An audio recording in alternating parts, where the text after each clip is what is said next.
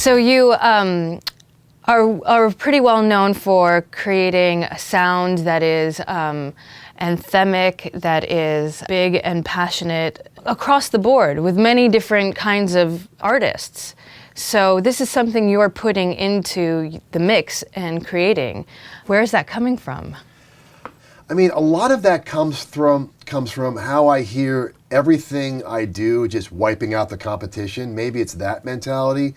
But really it stems from making it sound super big on super small at super low volume. So since I mix really quietly, and a lot of times it's on a boom box, it's got to sound massive small because everyone's listening on small. And it's really easy to crank it and make it sound good, but you got to be able to crank it down and crank it up on the small way. So I do like all the songs that get lighters lit. There's no question about that. But I do like making any song kind of get that effect when the chorus hits. You know, making it do something. That to me is the big joy about it. What's the advantage of mixing at a low level? Well, that's a good question. I think it's a really important question because monitoring is everything. And cranking it up versus listening to it low will give a different result to your mix. So I think the important thing is to find the lowest volume that you feel you can balance the song and stick with that because you cannot maintain listening at a loud level. You will fatigue your ears. The only way I can survive doing this every day and constantly doing this, I do it at low level, I get my balancing, I'm able to hear the top end, I'm able to hear the nuances because it's at low level. So pick a great way. Yamaha's at dim. I mean, I can go right here and say it's going to be this setting right here is exactly what it's going to be. Dim level in, half volume. It's going to be, I don't know what it's in dB, but I know that it's going to be really moderate and I can hear someone typing over it. But that's how you make the song, that's how you make your balances work.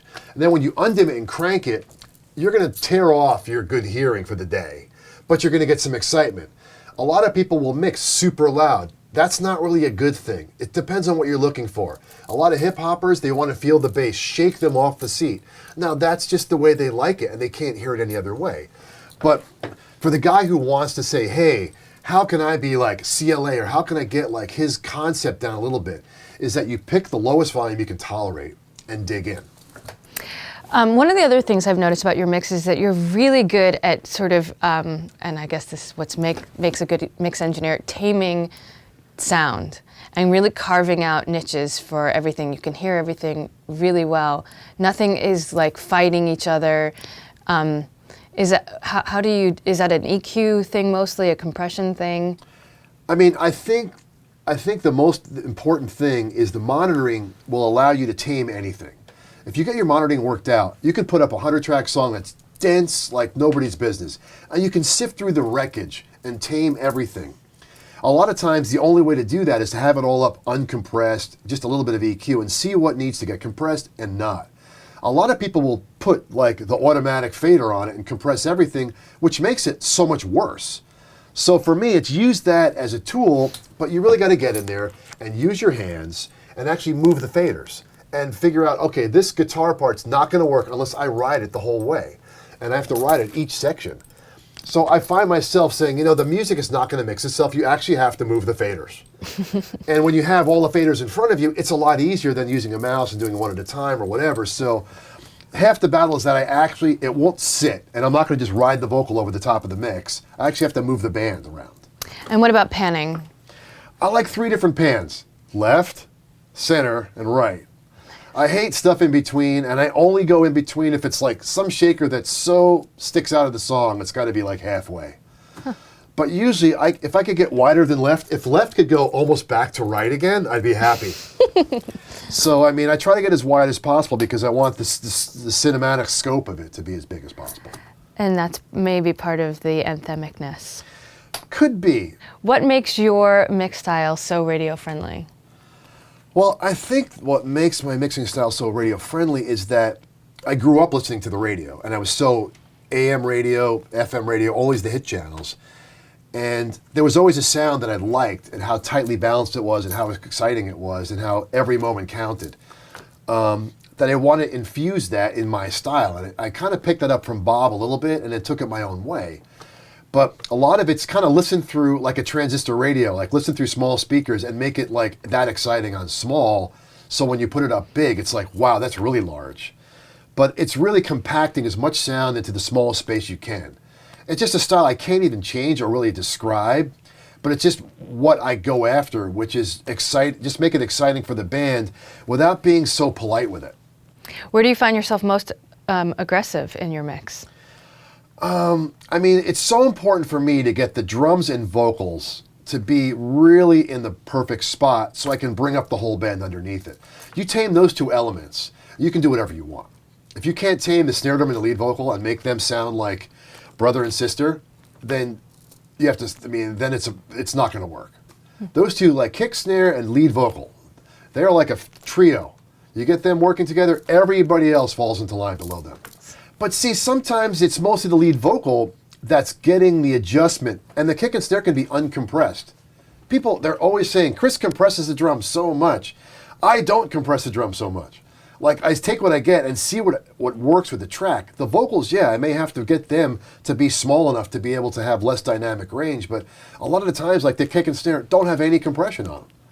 That really, it's just, the mix is a little compression on it. Mm-hmm. You know, because sometimes it's just not working, you know, because they've already done that for me. Where's your creative moment when you're mixing?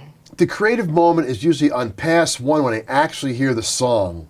When I actually once I have the smaller elements sussed out, all the comping done, I don't really pay attention to the song till the comps are done. I have everything where I want it, and I put the faders blindly in the positions I think they should start with and find the song.